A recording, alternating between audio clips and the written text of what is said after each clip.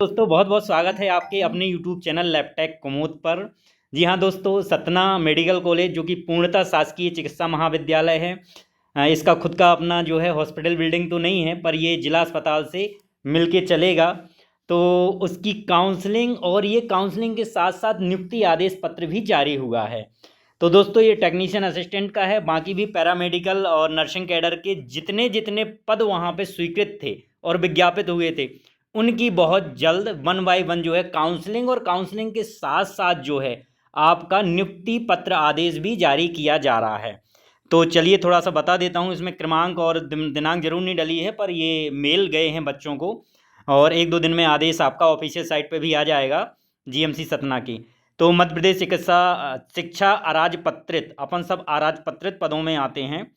तो ये भर्ती नियम लिखा हुआ है, ये तो सब आप लोगों को पता है। संयुक्त भर्ती परीक्षा ग्रुप 5 की जो व्यापम ने कराई थी या एमपीएसबी ने कराई थी, उसके द्वारा जो मेरिट सूची जारी की गई थी, और मेरिट सूची के अलावा मैं आपको बताना चाहूँगा उसके नीचे घटते क्रम में डिक्रीजिंग ऑर्डर में आने वाले बच्चों को भी इन्होंने बुलाया। मतलब नंबर ऑफ सीट्स में टॉप मेरिट, फिर टॉप मेरिट के बाद जहाँ तक उनकी कट ऑफ गई है वहाँ तक बच्चों को उन्होंने बुलाया है। वेतनमान आपको पता ही है 19,500 है। ठीक है दोस्तों, अब आगे ये बच्चों के नाम हैं, तो आप 1 बाय 1 रीड कर लेते हैं।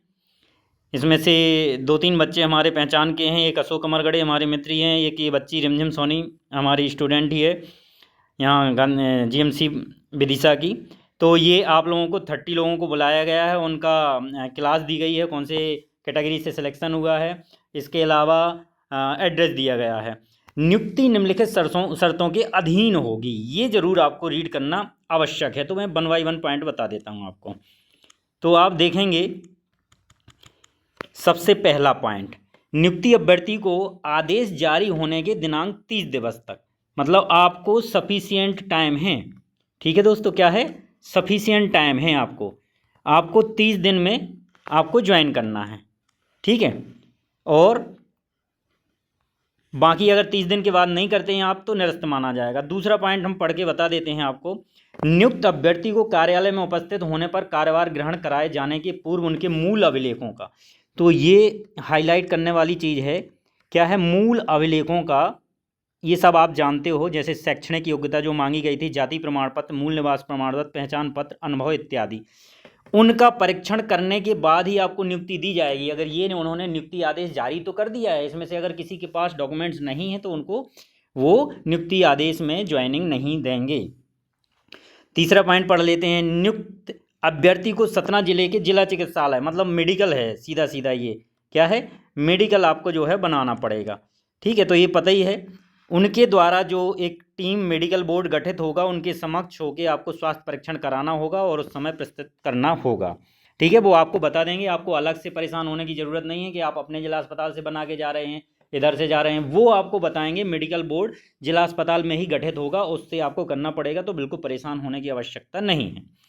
अगले पॉइंट पे चलते हैं।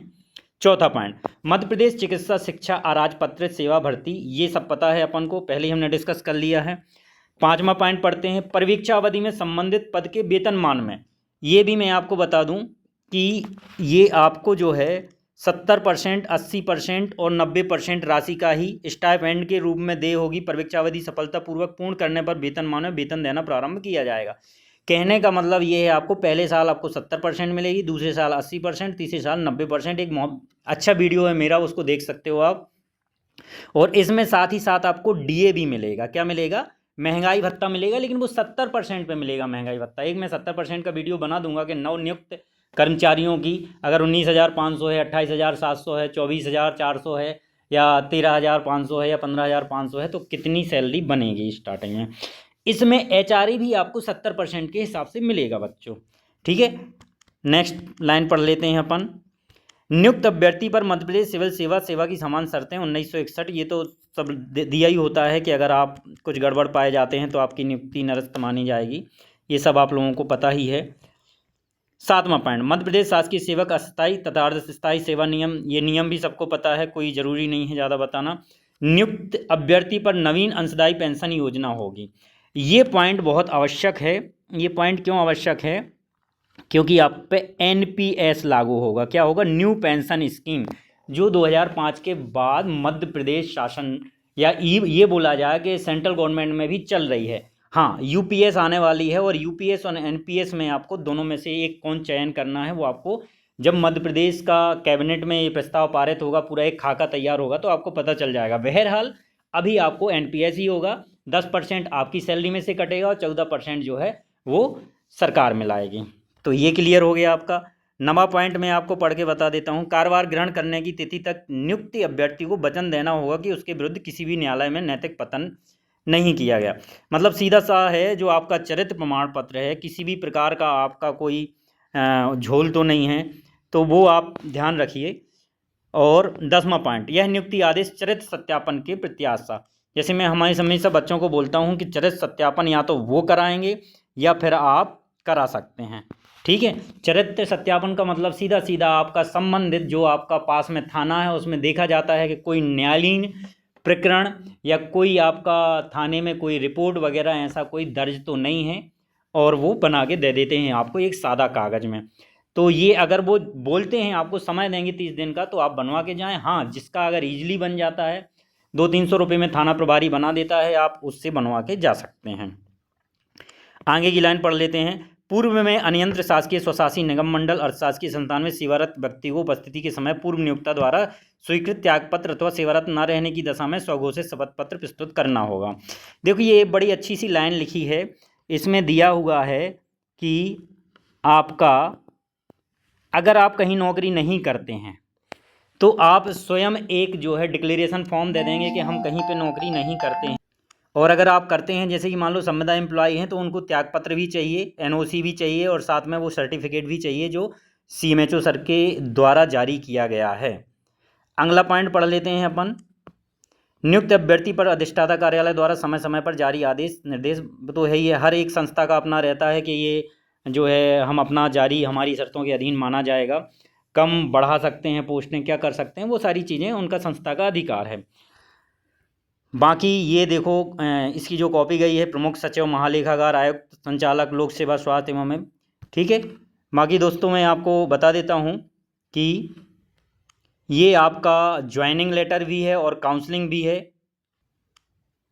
अब अंत में दोस्तों देखो, शासकीय चिकित्सा महाविद्यालय सतना के द्वारा एक प्रोफार्मा निकाला गया है। कर्मचारी चयन मंडल भोपाल में जो चयनित हुए हैं नर्सिंग स्टाफ और पैरामेडिकल स्टाफ, उनको स्क्रूटनी प्रोफार्मा कैसे भरना होगा।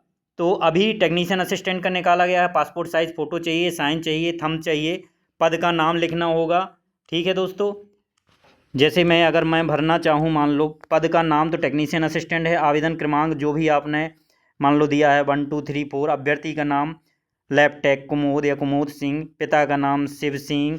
जन्मतिथि 1/1/85, ये मैं अपना ही बता रहा हूँ। अंकों में वैवाहिक स्थिति मैरिड, जो अनमैरिड है वो। अभ्यर्थी की श्रेणी अनरिजर्व। तो ये चीज़ें आपको भरना होंगी। ठीक है दोस्तों, चयनित श्रेणी, कौन सी श्रेणी में आपका चयन हुआ है। सपोज मान लो मेरी अनरिजर्व में हुआ, अनरिजर्व कोई एससी से है, एसटी से है, लेकिन उसका चयन किस में हुआ है, अनरिजर्व में हुआ है, तो वो यूआर लिखेगा। मोबाइल नंबर मेरा है 9826347851। Email ID kamods.sanger@com। स्वप्रमाणित मतलब किसी को आपको अटेस्टेड नहीं कराना है, खुद ही साइन करना है और स्वप्रमाणित लिखना है, नीचे साइन करना है। ये पूरा दस्तावेज की लिस्ट दी है। ऑनलाइन आवेदन पत्र की प्रति, परीक्षा हाल में सत्यापित प्रवेश पत्र, परीक्षा परिणाम की प्रति, हाई स्कूल परीक्षा की अंक सूची, हायर सेकेंडरी परीक्षा, संबंधित पैरामेडिकल पाठ्यक्रम में समस्त वर्षों में सेमेस्टर की अंक सूचियाँ सभी ले जाना आप। डिप्लोमा कोर्स 2 साल का होता, कहीं कहीं 1 साल की मार्कशीट। जैसे मेरा खुद का बोलें तो मेरी 2 मार्कशीट हैं। एक फाइनल ईयर की मार्कशीट नहीं आई थी, फर्स्ट ईयर की आई थी और सेकेंड ईयर की आई थी, कंबाइंड नहीं है, तो वो मार्कशीट जरूर ले जाना। बीएमएलटी डीएमएलटी साथ में मत लगाना दोस्तों। सह चिकित्सीय परिषद का जीवित पंजीयन ले जाना। 100 बिस्तर की चिकित्सा संस्था में 1 वर्ष का अनुभव प्रमाण पत्र जरूर ले जाना आप। और उसमें आप जो है डिस्पैच नंबर जरूर डलवाना, सक्षम अधिकारी द्वारा जारी राज्य स्थायी। बाकी तो सब आप बच्चे जानते ही हो, ये पूरी एक प्रक्रिया है दोस्तों। और एक डिक्लेरेशन फॉर्म भरना पड़ेगा आपको। फॉर्म भरने के बाद आपको ये तुरंत आपको, अगर उसी दिन आप ये सारी चीज़ें फुलफिल कर लेते हैं तो आपको ज्वाइनिंग दे दी जाएगी। दोस्तों ऐसे ही वीडियो देखने के लिए मेरे चैनल को सब्सक्राइब करें, लाइक करें, शेयर करें। Thank you friends.